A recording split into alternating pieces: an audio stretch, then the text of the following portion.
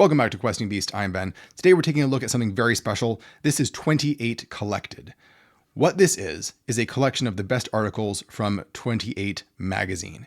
And that is a free digital magazine, linked down below, that goes into this amazing subculture, this design scene in the world of Warhammer. Sometimes people call it the 28 scene or the grimdark scene. Really, I think of it as the OSR in the Warhammer universe. It is highly do-it-yourself focused. It's about taking the artwork and the design sensibilities of John Blanche from early Warhammer and really making those your own, pushing it in new artistic directions, creating new campaigns, new rules, new worlds, really making this hobby your own and not being so dependent on what Games Workshop decides to do. I should also point out that I'm giving away a copy of 28 Collected to one lucky subscriber to the Questing Beast newsletter at the end of this month. So if you haven't done that already, head down to the description below, put your email in, and you'll be all set to go. This book is just a cornucopia of some of the most gorgeous artwork and modeling and design stuff that I've seen anywhere in the hobby gaming space. It was recently Kickstarted. This is my Kickstarter copy, and it came in, and I was super excited to dig into it, and I have been devouring it ever since. It's a really nice looking book, great paper quality. It's got stitched binding. It's got 2 ribbon bookmarks down here at the bottom. It feels really great to read. It's a lot easier to read than reading it online just because I have a hard time reading PDFs when it has fairly small font like this, but reading it in person is absolutely great. This is just an amazing source of inspiration if you are even just the D&D space and you want ideas for building your own worlds. So for example, it starts off with this artist focus, a long interview with John Blanche. John Blanche being the artist from early Warhammer. He was I believe the art director at Games Workshop, and his vision and his style has been enormously inspirational to a lot of people, especially people in this scene. Now, I've been a huge fan of John Blanche's artwork ever since I was a kid, before I was even aware that he was involved in Warhammer, because I had this book, which is the Tolkien Bestiary. This is some of his early work where he did some great pieces illustrating stuff from Tolkien. Like this is the Battle of 5 Armies from The Hobbit, or this is the Fall of Gondolin from the Silmarillion. And these are some of my favorite pieces in this book. It also has a lot of great Ian Miller artwork, which I'll show you shortly. And this really got me started on being a fan of his, and I've been trying to collect his stuff ever since. For example, I recently made a video on his Voodoo Forest series, which has a lot of his newer artwork about this new setting that he's developing in this creepy haunted forest area. And if you want a really deep cut, you should check out The Prince and the Woodcutter, which is actually very hard to find now. It's like a fairy tale where John Blanche did a full color illustration on almost every 2-page spread. Just really incredible work all throughout the book. So it's really great to see him kind of get pride of place here in this book as the forefather of the grimdark style and an inspiration to so many people. One thing I saw him mention in here that I thought was interesting is that he doesn't think that the grimdark style or movement is going to last forever because the younger generation isn't as interested in that. But I don't know if that's the case, just because of how vibrant and how amazing this whole movement is and how it produces some of the most creative work, I think, in the Warhammer scene. And that's a sign that there's something really there under the surface that is energizing people. I like how we can see some of his own paint jobs here, which do kind of mirror the artwork that he tends to do with a lot of yellows and reds. And just these great color pieces. The whole core of the Warhammer world, or the feeling of Warhammer, comes from John Blanche, I feel like. All of my deepest memories of being attracted to the setting mostly trace back to artwork that he did. All right, let's dig further into this book and check out all of the crazy projects that these people have been doing. But first, a quick shout out to today's sponsor. This video is sponsored by Dark Forest, a new Redwall-inspired campaign setting for Shadow Dark, where animal heroes embark on quests in a realm plagued by evil. Grim fantasy, awakened animal heroes, brutal dungeons, and ancient magic. You've got mouse warriors, squirrel scouts, badger monks, owl sages, and the world is packed with lore and counter tables, magic items, monsters, spells, and everything. If you love gritty, fast, cinematic play in an epic fantasy world, Dark Forest is for you. Go check it out right now using the link in the description below. All right, so this next article is about Mordheim. Mordheim is a kind of post-apocalyptic destroyed city that was in a box set of Warhammer back in the late 90s, and it's become kind of a favorite these days of the grimdark scene. because it's just a great way to have this destroyed environment with lots of verticality, and you can create all sorts of weird war bands that you've totally customized and have them fight over it. Throughout this book, we see not just amazing paint jobs, but sculpting jobs as well, where people really make the game their own and aren't satisfied with Warhammer's models, and then they kit bash them, and they get their green stuff out, and they start making their own figures. Much of the pleasure of this book is just flipping through it and imagining the worlds that these characters are implying, right? I mean, a lot of times the people creating this have their own lore, their own background, but just by looking at the images, you can tell something about the characters' personalities. You can tell something about the world that the authors are trying to make. Here's a creator that's really focusing on the world of Michael Moorcock and that universe, so Elric and the Eternal Champion, and trying to turn that into its own little war game. Here's a focus on the Empire, which is one of my favorite factions. This covers both the fantasy battles side of Warhammer and the 40k side as well, because it's all grimdark and you can mix and mash a lot of those elements together. Now, although the book really started out focusing on John Blanche, there was an extensive section in the center where it's an interview with Ian Miller, who's probably the second most influential person in the grimdark style. Once you see Ian Miller's artwork, it's impossible to forget. No one draws things like Ian Miller. It's absolutely distinctive. Everything is very spiky and twisted and grotesque. There's a way in which flesh and machine seems to blend together. This incredibly dense and detailed cross-hatching on everything. Absolutely one of a kind. He did some good Magic the Gathering artwork too on some of those early cards. Going back to the Tolkien bestiary for a second, this is also where I discovered Ian Miller's artwork at first. So he does stuff like the Dwarf Kingdom of Belagost here. His style works really well with dwarves. Or it works really well with Ents too, because they're all prickly and spiky, and that works really well with the way that he works with inks. Or things like dragons. I love how his dragons look. You can't tell if they're a machine or if they're organic. And that was really striking to me as a kid. And these images have just imprinted themselves on my mind.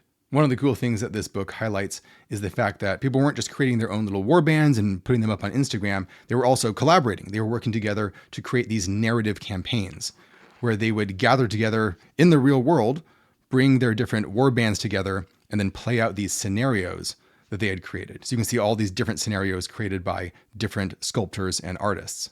Each of them gets their own name for the little war band. They all have a distinct style. And it's really cool to see them all getting mashed together. Look at some of these pieces. They're so weird looking, but they are so great and they're so memorable. I love seeing these big random tables because, again, that reminds me of the OSR. And the people in 28 are aware of that connection. There is a few references that I saw to the OSR scene in D&D. So there's definitely a little bit of crossover between the two of them.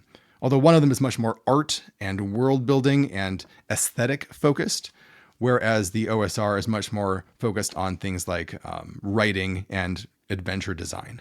I would love to play a D&D game that actually had figures that looked this good in it, though. That's the perfect crossover. This section is on Folkhammer, so people looking at inspirations from a lot of the folk horror movies that have been coming out recently. For example, things like Midsommar, and turning that into Warhammer. You got these Wicker Man figures, this Green Man helmet. That's just a great look that you don't see in traditional Warhammer. And I love these guys. Look at this little pig riding a giant beetle. I feel like some of these characters were in like the margins of some of those early Warhammer stuff, like in the margins of the Mordheim book. I've flipped through the Mordheim rule book before, and I feel like some of these guys were in those margins. Just these weird little sketches, marginalia, that the creators would put in there. And then people get so inspired by that, they want to make them physically real.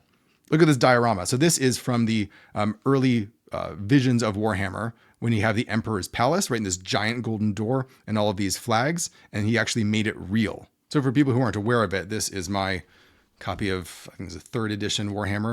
And so this is another famous piece by John Blanche, of course, showing this part of the Imperial Palace, and a very iconic image that's now become real in this model. Man, designing and making all of these tiny little flags has got to be crazy.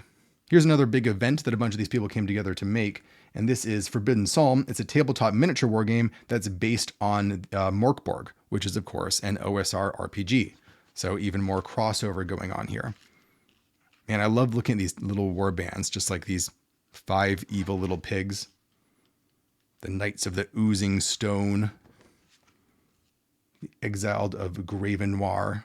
Really, I think a good way to describe this book is it's kind of the wargaming version of Knock. The Knock magazines, which I've reviewed on this channel before, are a kind of good summary or a showcase of the best of the OSR, showing off what the writing and the ideas from the old school D&D scene are like. And this does that, but for Warhammer. I love this rendition of the medieval world of the old world, a darker realm. Oh, look at that. That's so good with the lighting, these pools of blood. That's so much more fun than the typical scenery that you see put up by Games Workshop displaying their figures, right? It's actually evoking a real place rather than feeling like they're just toys. But it doesn't have to be super grimdark all the time. Like, look at these guys. These are just a lot of fun. Look at this little frog guy. You can see painters and designers really branching out and not feeling as beholden to the worlds of Warhammer and starting to create their own. Like, this is a good example with, what is it called? Turnip 28, which is a whole parallel universe, kind of like Napoleonic warfare, but everyone is these half vegetable, half human turnip guys, and just spinning off into your own worlds and just building whatever you want. Some of the artists have a bit of a cleaner look while still sticking with the grimdark feel. I really love this artist, Martin McCoy, who has an almost Redwall-ish feel, but with a strong horror element mixed in as well. You got these mouse warriors living up in these forest cities, fighting these horrific abominations. A great mashup of inspirations. There's even sections on non-combat tabletop, which feels more and more like it's pushing into role-playing game territory, where they're focusing not so much on how to make all the characters fight each other, but creating little mini games for other things the characters might be doing. Like, people are creating the apple picking 28 rule set or the fishing 28 rule set. I feel like we're on the verge of this just turning into an RPG, which I am all in favor of. Oh, I almost forgot to mention, the reason why 28 shows up all the time is because I feel like this scene mostly got started from the Inquisitor game that Games Workshop put out, which was a more role-playing focused war game, which with these fairly large miniatures. And what people started doing is the big miniatures were kind of a pain because they weren't compatible with everything else. So people started creating their own Inquisitors and their own Inquisition warbands that were very customized and were deep into that grimdark style, but they were making them at a 28 scale. And so there was a fairly large community online, I think it's still there, on like Reddit, this Inquisitor 28. And from there, my impression is they kind of branched out into all of these different styles, although I'm not super well versed on this whole design scene, so I could be wrong about that. Now, like I said, this was originally a Kickstarter project, but I saw that recently it has become available for the general public, at least for pre-ordering. So I will put a link in the description below for where you can pick this up if you want a copy for yourself. I think this whole book is really just a great example, similar to the OSR, of how fans of a genre or of a game can really make it their own. How they can stop being beholden to official releases, official lore, official sculpts, and decide, this game is ours now. We're going to make of it whatever we want. And in fact, we're going to be making products that look better and are better constructed and are more interesting than the official stuff that's being put out. In the past, I've called that whole attitude folk gaming, and I think this is a perfect exemplar of that attitude. If you want to see more stuff from 28 Magazine, the 6 original issues are completely free online. I will link to those down below. And of course, I will also link to where you can get this physical copy if you want something to put on your bookshelf, as I do. I'm really hoping that Team 28 and the 28 Project will continue for a really long time and keep putting out amazing books like this one. Because I feel stuff like this is necessary to really get out to the general fandom out there of what is possible in these hobby games when you really make them your own. Thanks for watching, everybody. I'll see you next time.